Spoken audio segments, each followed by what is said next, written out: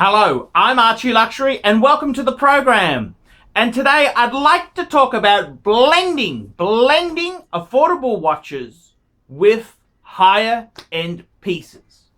And for a number of years now, I've really advocated not having cheaper watches in your collection. And it's been, it's a sudden growth. I've realized that these normal watches that I say are just, Rolex, Omega Sports, Breguets, ArchieLuxury, they're fucking expensive. They're very expensive. And I've had a good look at it and I thought, you know something, Archie? You've gone completely off center. Your views were wrong. See, I came from an era where you could buy pre-owned watches cheap as chips. Now, they're highly expensive. So, I've really thought about what is the answer for the average man. I'm an average guy. I haven't really earned spectacular salary. I've had an average salary. I've had a number of divorces, like a lot of Western guys. And the reality is, you really want to build, when I have a hobby, I don't need to have all Pateks. Let's look at it. I was at one stage, I had my Calatrava, I had my annual calendar, I wanted to get a world time, I wanted to have this super collection, and I'm thinking, Archie, I'm drowning in debt. And that's not the way to do things. And very recently I was talking to a good friend of mine and I said, Rolexes, what does a decent Rolex sports watch cost? You want a steel stunner. Like the cheapest Rolex second-hand sports watch is the Explorer 2. What are they going to set you back? $5,000. I don't know what planet you're on, but in this modern day and age, $5,000 is a lot of coin. It is some serious coin. And what am I saying? You need 4 or 5 of these sort of things? That's an expensive collection. Even the humble Omega Speedmaster Man on the Moon, the man on the moon. Well, I remember when you could buy those for $2,000 US, $2,500. Now, for a nice one on a bracelet, there ain't no cheap ones of those. And let's be honest, they're a Reverso. You're not going to get much change out of $5,000 or $6,000 US. So, this hobby of watch collecting, why do you need to be an elitist snob with money? Let's be honest there. The nasty fuckers with money, they tend to be nasty turds. They're really nasty fuckers. And it's time for normal people who work hard to enjoy the hobby. A good friend of mine, Mario in Melbourne, salt of the earth, lovely guy, loves his wife, loves his children, just a fucking really cool guy. What's he got? He's got a Rolex GMT steel, and he's got an Omega Sports Planet Ocean. Great pieces. What's wrong if he adds a few homage or affordable watches to that collection? And I got to be honest with you, whereas I was a complete snob who would say, you need haute horology. I was such a fucking snob. I didn't think Omega was good enough for me. I didn't think Rolex was good enough. I sold my Rolex Explorer 2 I owned before because it had to be haute horology. Remember the Archie 5, Patek annual calendar, Patek Calatrava, Audemars Piguet Royal Oak, Breguet Type 20, ArchieLuxury Reverso. Those 5, they were expensive fuckers. Any one of those is a super watch. So, I got to be completely frank and honest with you. That is ridiculous to put that amount of financial pressure on ourselves is financial stupidity. You need a balanced life. You need to have fulfillment, and Fulfillment in life doesn't come from tacky materialistic goods. Fulfillment doesn't come from vulgar displays of mediocrity and wealth. That's just tacky, nasty shit. What I really think the modern day answer is that in a watch collection, you have some high-end pieces and you have some lesser pieces to enjoy, to spread the love.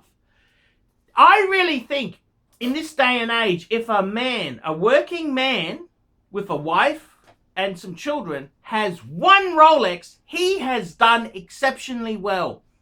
Sports Rolexes, $5,000 to $10,000. That's a lot of money. That's a lot of coin. That is a lot of coin. And so what? He has one of those. He may have a Sports Omega, which is also very expensive, and a few lesser pieces. What's wrong with a Sports Seiko? What's wrong with a trendy fashion watch like a Bell & Ross? Even the occasional Squally is perfectly okay. This is okay because we're spreading the watches. We've not saying we want all lower priced pieces. We're saying no. We love our Rolex. We love a Sports Omega. We love certain brands. But hang on a minute. It's not really realistic to put ourselves into horrible consumer debt for what? To prove what to what? To who? People buy things they don't need with money they don't have to impress people they don't even like. So I really think the new genre is to be conservative. Have fun with watches, sure, have some fun, but what about these lesser brands? They're affordable. I can't see how it hurts. I really can't see how it hurts. And I mean, there are such fantastic options out there. And I tell you what, perfect example is, okay, someone's got an Explorer 2, but why can't they add a beautiful, look at this, a beautiful Seiko. A beautiful Seiko.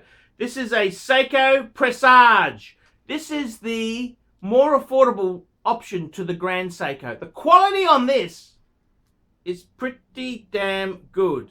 At a price point, which they're not cheap, but it's more affordable. Why wouldn't you be proud to have that in your collection?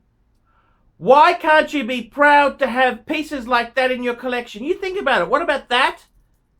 The Explorer 2 and maybe an Omega and maybe something lesser, just something to get you through the day. And this is the whole thing. I really now believe you should have a couple of really high-end pieces. I'll just get rid of that there. Hey, John. Hey, Jono. How are you? Hey, Jono. I'm just recording a vid, but I will call you back soon, Jono. I'm just talking about affordability. So I will call you back very soon. Give me 5 minutes, Jono, okay? So that's that video you've knocked together for me. That's the what's it called? It's going to be called Thai Bar Girl Scams. Thai Bar Girl Scams ArchieLuxury. This is going to be an exclusive. I'm going to post that video today, Jono. I'll ring you back, Jono. I'm just going to finish this video off, and I'll ring you back. Okay? Speak soon. So, I mean, the whole thing is affordable watches themselves there. Affordable watches. A balanced collection. Why can't you have Rolex and some more affordable choices? I'm not saying that you should have all just affordable, but why not have some beautiful flavor and variety in your collection? Hey, I gotta be honest with you. These high-end pieces, yes, they do tend to. You buy these secondhand, they will retain more than if you buy lesser pieces brand new. Of course, it's always the case. But you buy some nice pieces. If your wife gives you one, you're not going to sell it anyhow. So does it hurt to add some really nice, more affordable pieces. They're not cheap crap. This is quality watches. These are quality watches at a more affordable price. And I think you need a bit of a mix. I think it's perfect to have a mix in your collection. The rich tapestry of life that we live in. So my new feeling, my new enthusiasm is to have a balanced collection where you have a Rolex, you may have an Omega, but you have some more affordable pieces to piece your collection together. Because at the end of the day, material goods, that doesn't make you a cool guy. It doesn't make you successful. It doesn't fucking do anything. All it says is you got money. And that's a pretty tacky, awful thing. I mean, it's nice to have money, but I mean, it doesn't say anything about you as a person. What is important as yourself as a person is that you're good to your children, you're good to your wife or girlfriend, and that you enjoy your collection. It's wrong of me to say, hey, they're shit, they're garbage, they're this and that. No. I'm here. I am so sorry. I am so sorry. I may have been insensitive to some of my viewers' needs. I apologize. I now want to readdress that mistake, and I'm all for a balanced collection. I still think everyone should have a Rolex eventually in their life. They're lovely watches. A sports Omega, but why not put some quality, affordable watches in there as well? I'm ArchieLuxury. Tell me what you think of that.